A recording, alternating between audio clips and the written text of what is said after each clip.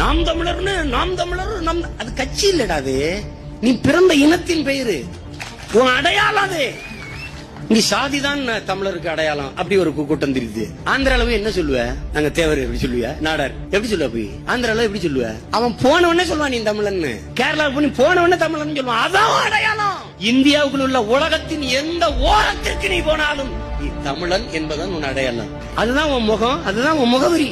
இப்ப வந்தது இந்த சாதி, இந்த மதம்லாம். கிறிஸ்தவம் 2000, இஸ்லாம் 1400 ஆண்டுகள். இந்துங்கிற மதம் எல்லாத்தையும் சேர்த்தான். சைவம், வைணவம், பௌத்தம், சமணம் எல்லாத்தையும் சேர்த்து வெள்ளக்காரன் ஒரு சட்டம் போட்டான். எவன் கிறிஸ்தவன் இல்லையோ, எவன் ஆங்கிலோ இந்தியன் இல்லையோ, எவன் பார்சி இல்லையோ, எவன் இஸ்லாமியன் இல்லையோ, அவன் எல்லாம் இந்துன்னு ஒரு சட்டத்தை போட்டான். அந்த சட்டப்படி நீ நான் இந்து. ஆனால் உண்மையில் யார்? நாம் சிவகோத்திரம், சைவ சமயம், வைணவம், மாயோனை வழிபடுகிற பௌத்தத்தை கூட நம்ம ஏற்றுக்கிட்டோம்.